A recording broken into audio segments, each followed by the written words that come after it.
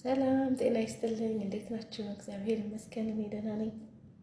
በዛሬው ቪዲዮ ይዤላችሁ የመጣሁት ማህበራዊ ግንኙነት ወይም ሶሻል ስኪል በሚል ርዕስ ነው።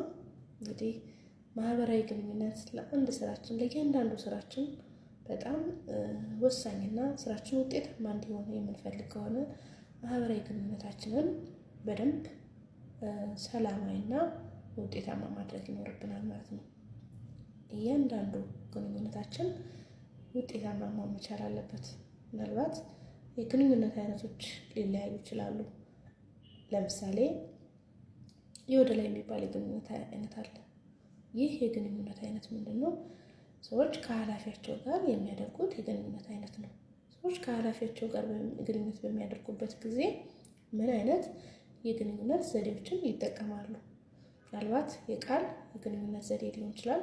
የጽሁፍ የግንኙነት ዘዴ ሊሆን ይችላል ማለት ነው።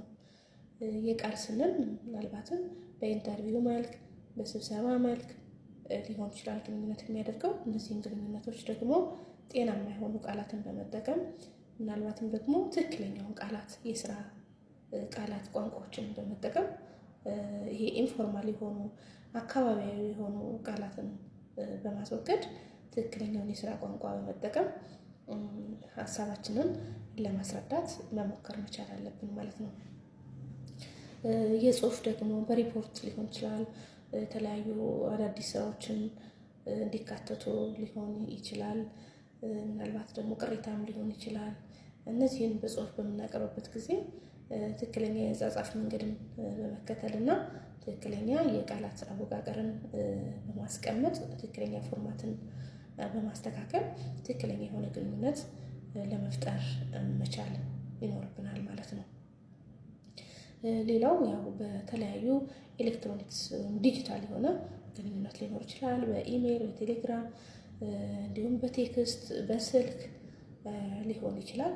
እነዚሁንም በጥንቃቄ ግንኙነታችንን እንዲያምር በጥንቃቄ አስበንበት እያንዳንዱን ሀሳብ ስናወጣ አስበንበት በጥንቃቄ መሆን መቻል አለበት። ስልክ የምንደውለው ስልክ መደወል ከሆነ ሰዓት መምረጥ መቻል አለብን። ከስራ ሰዓት ውጪ ለኃላፊዎች በመደወል እንዳይበሳጩብንም ማድረግ መቻል አለብን። እንዲሁም ደግሞ ንግግራችን ከየት መጀመር እንዳለበት መጀመሪያ ኦርደር ማድረግ መቻል አለብን ማለት ነው።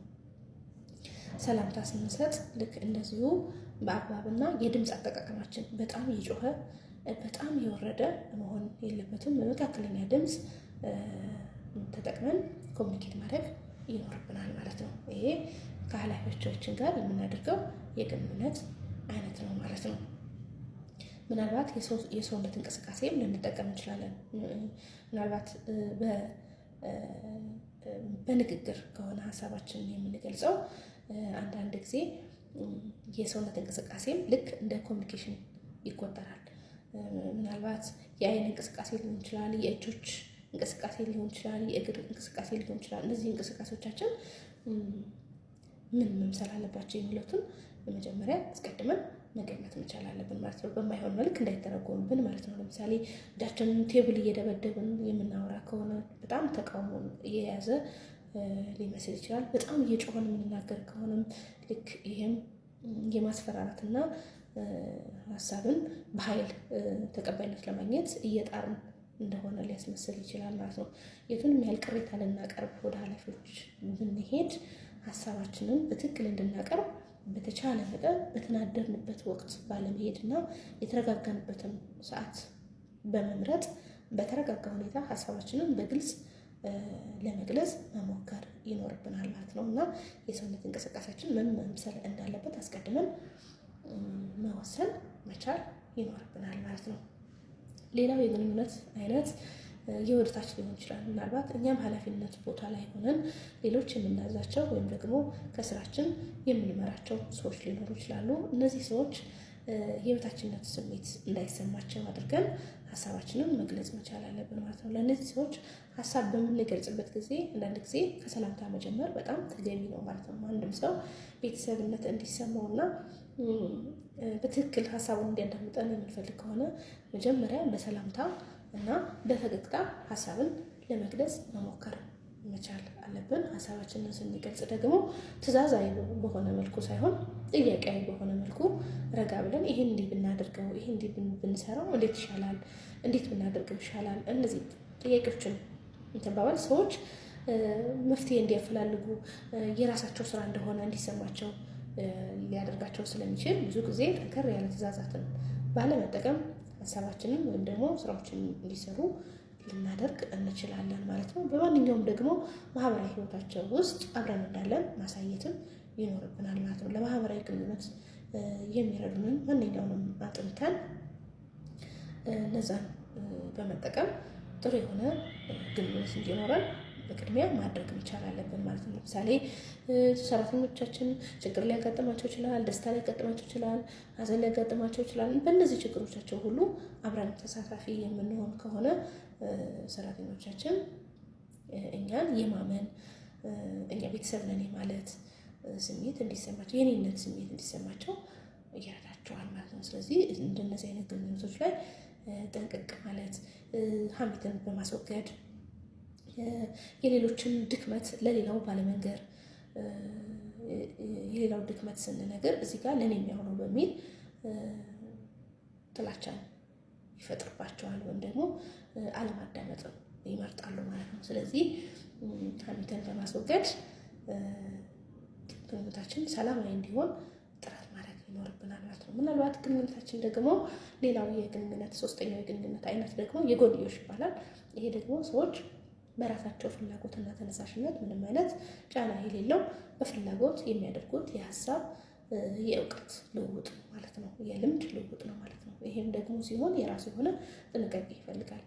ከሰዎች ጋር ጓደኝነት በምንፈጥርበት ጊዜ በራሳችን ፍቃድ ሀሳብን ሼር እንድናደርግ፣ ህይወትን ሼር እንድናደርግ የምንፈልግ ከሆነ መጀመሪያ ግንኙነታችን ጤናማ መሆኑ፣ ግንኙነታችን ምን እንደሆነ የግንኙነቱ ታይፕ መለየት መቻል አለበት። ምናልባት ግንኙነቱ ሲምፕሊ የጓደኝነት ብቻ ነው ወይስ ደግሞ ሌላ የግንኙነት የእናትና የልጅ ነው ወይስ ደግሞ የፍቅረኛሞች ነው ወይስ የባልና የሚስት ነው ወይም ደግሞ የስራ ባልደረባ ነው፣ የትኛው ነው የሚለውን መለየት አለበት። ምክንያቱም እያንዳንዱ ግንኙነታችን አስተዋጽኦ ስለሚያደርግ ነው። እንደገና ደግሞ ግንኙነት በያደረግን ጓደኝነታችን ሀሳብ ልውውጥ እያለበት የሁለቱም ሀሳብ በትክክል ሲተላለፍ ጤናማ የአንዱ ሀሳብ ለሌላው ጤናማ መሆኑ መረጋገጥ መቻል አለበት።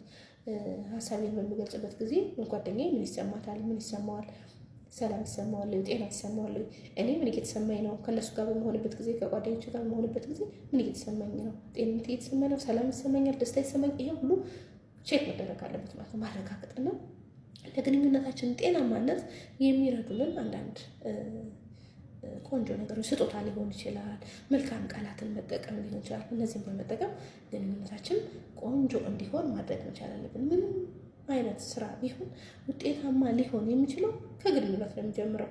ስለዚህ ግንኙነታችን በጣም ጤናማ ከሆነ በሰላም እንውላለን፣ በሰላም ስራችንን ሰርተን እንድንገባ ይረዳናል ማለት ነው። ማታ ደግሞ ጤናማ የሆነ እንቅልፍ ያለምንም ጸጸት ጤናማ የሆነ እንቅልፍ እንዲይዘን ይረዳናል ማለት ነው። ጤናማ እንድንሆን፣ ጤና እንዲሰማን፣ ውስጣችን ሰላም እንዲሆን ይረዳናል። ስለዚህ እያንዳንዱ ስራችን በምንሰራበት ጊዜም ሆነ በምናሰራበት ጊዜ ጤናማ የሆነ ስራ እንድንሰራና ውጤታማ የሆነ ስራ እንድንሰራ ግንኙነታችንን በጣም ቆንጆ እና ሰላማዊ ማድረግ ይኖርብናል ማለት ነው። የሚቀሩ ሀሳቦች ካሉ ኮሜንት ላይ ጻፉልኝ፣ መልስ እሰጣለሁ። ሀሳቤን ከወደዳችሁት ላይክ፣ ሼር፣ ኮሜንት አድርጉ።